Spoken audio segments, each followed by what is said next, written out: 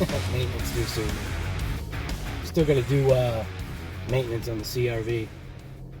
But right now what I'm doing is I'm actually taking a quick rip. I'm taking a quick rip in the CRV just to go check out a couple of things.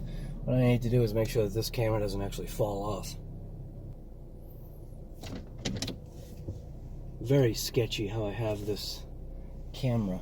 It's on a tripod. It's like sitting like in between the radio, like the screen, and like one of the legs to the tripod is actually sitting on like the dash, top of the dash, right where the vents are. So yeah, so the Arrma Felony, I'm realizing that the stinking camera is actually in my way. That ain't gonna work. I'm gonna have to figure out something else. It's actually blocking my vision slightly. But I've got to figure out, or at least try to explain in a way what I'm doing with my Felony. And what I'm doing with the Felony is testing. I'm not testing the platform. What I'm doing is I'm testing, technically, the aerodynamics of the body. And then also I'm testing those rear wheels in a sense. So there's a little bit of discrepancy between stuff and things. Obviously, if you saw Earl's video, obviously between the infraction and the felony, they're comped. Meaning that speed for speed, based upon gearing and most likely aerodynamics, they're very similar to each other. Now, the last video that I did with the Felony, it actually proved something, and what I was curious of was, I was curious to know if like anybody saw, in a sense, what I was trying to prove. We proved that that wing provides a certain amount of drag, which reduced, I had to go slow because of turkeys.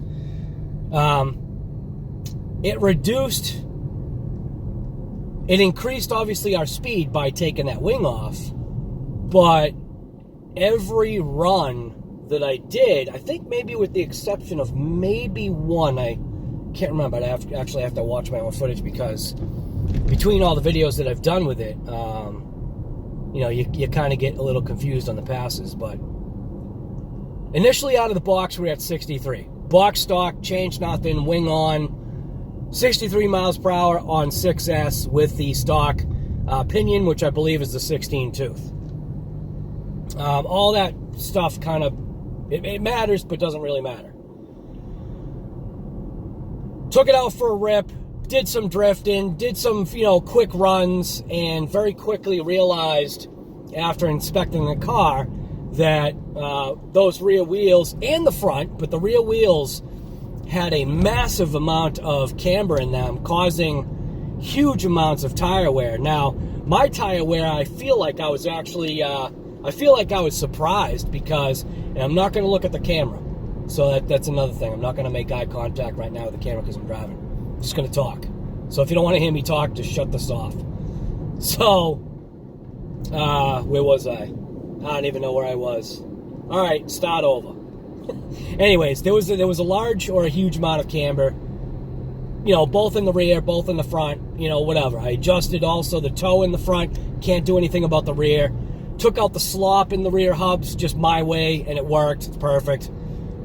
Took out the slop in the front, which, again, same exact thing. Adjusted toe on that as well. Gave it a more flatter stance. Hopefully to give it better, I guess, grip. But it does something else too. So that's an unknown whether if I'm going to want to have a flatter track on the front or not. I'll go through those steps obviously once I get there. After I adjusted the suspension, started getting a very consistent 62. Everybody knows why. Because now that I flattened out the profile of the tires, or should I say the ground patch or ground contact of the tire, now the tire is getting more what's called rolling resistance, which I know everybody knows. But this is just me talking. So I've got more rolling resistance now front to back. So obviously with that, 63 miles per hour out of the box was because there was less friction or less rolling resistance, only because of the camber that was there.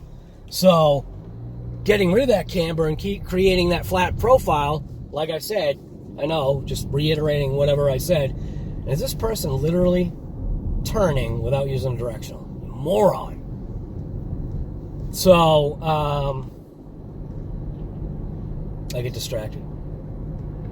Camber, toe, where was I? Resistance. All right, so 62 miles an hour. We're able to just touch one more time 63, but I knew the new number was 62, so we had to somehow figure out how to pass that. Next thing I did was calibrate the radio and the receiver, making sure that my endpoints were good. I realized through talking with Earl that in order to have a dual rate on the steering, which is kind of, I feel, necessary if you're going to go fast, was you'd have to calibrate the radio once again, but probably with a quarter or a third amount of steering going left and right, which can probably get kind of, that's kind of, I wish there was a different way to do that.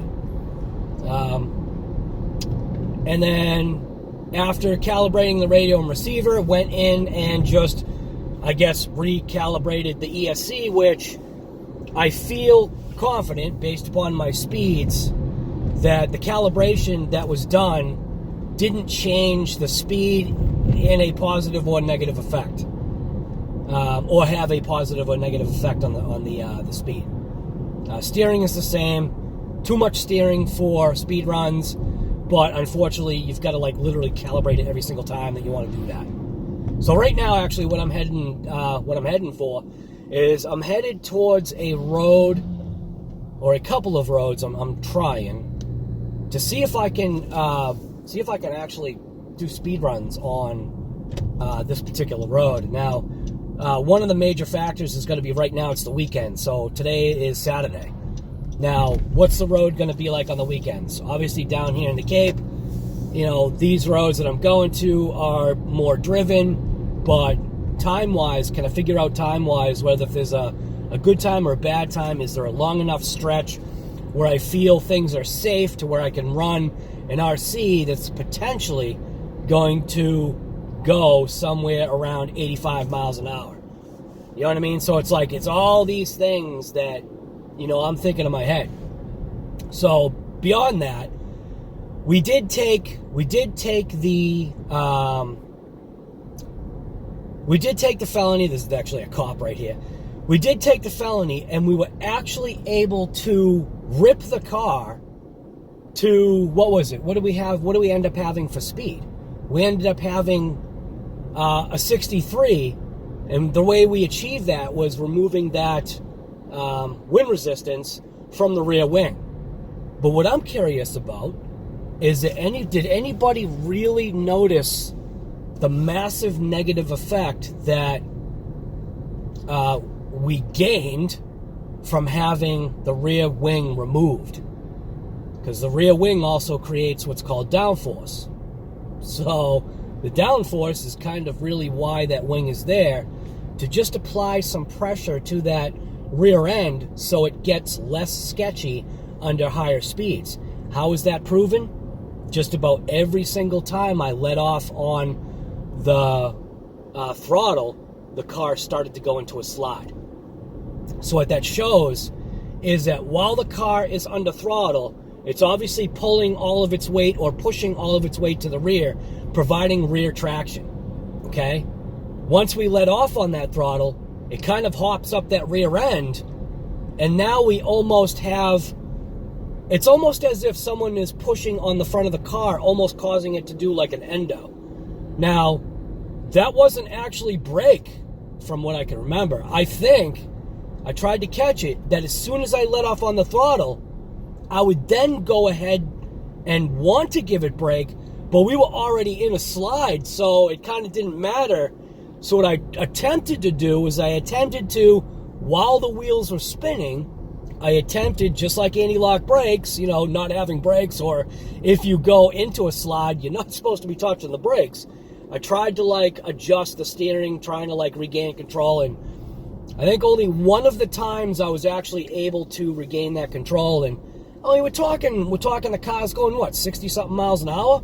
So, and it's in such a short period of time and whatever. So, that's what I'm sticking with. I'm sticking with, we may have gained or increased speed. What we did is we had a huge drawback, which was loss of control.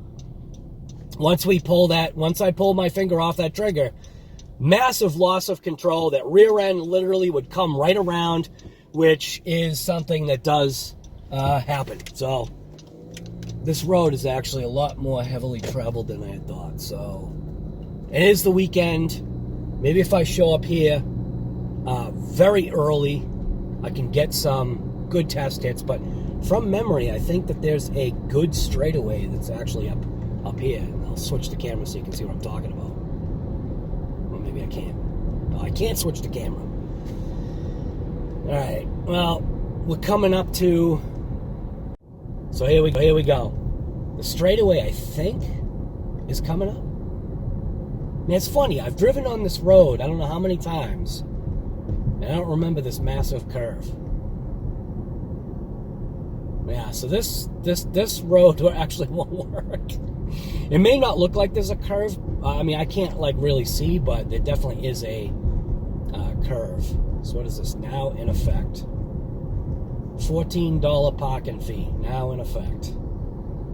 $14 parking fee. Yeah, whatever. See, here you go. I don't know if you can see that.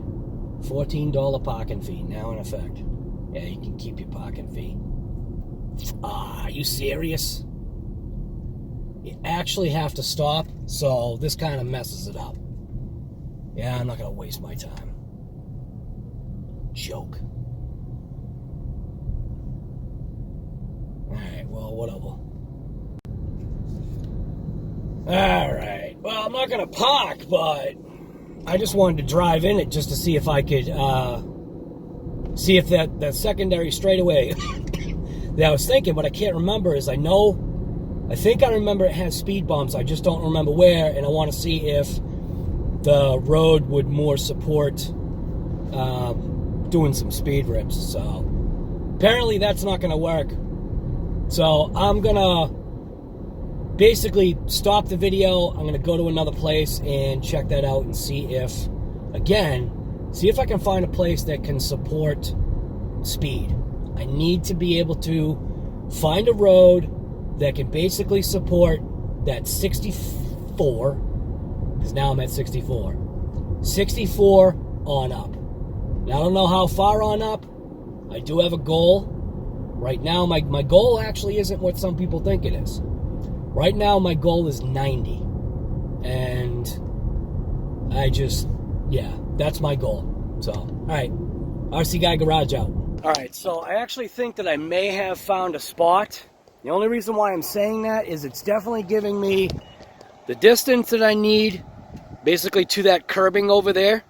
And granted, it is an upward tick, but it's an upward tick to get to a good speed, and then it literally levels out. And then it does go slightly down, but I'll let off on my throttle by the time I get there, but then it gives me enough of a run out.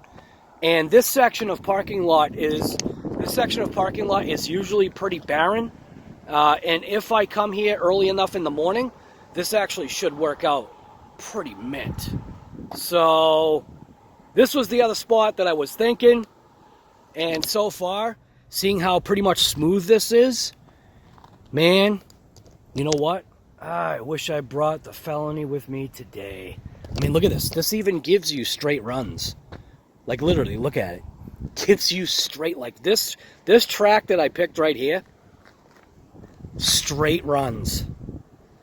I think this is the drag strip, man. And this pavement that's here, it's actually pretty straight. So, and if I pick the right line, which seems like it might be this one, there is like a little funky thing like right there, but I think this is it. Yeah, this is it. All of a sudden started downpouring. So what I ended up doing was I ended up video chatting the guys on the RC Guy Garage Facebook site, just basically talking about, I think this place is actually going to be perfect. And then right as I get in the car and I'm talking with them for like maybe, I don't know, like a minute, it started like downpouring hard. So definitely this is a spot. It's going to be taking me out of my element, but I definitely feel it. I definitely feel as though I'm checking my camera. I definitely feel though as though this is definitely the spot. This is the place to go. This is going to be a stinking blast. So I hate the stupid screen facing me because you have a tendency to look at yourself. So yeah. This is it. This is definitely the spot, man. I'm pumped. This is going to be nice.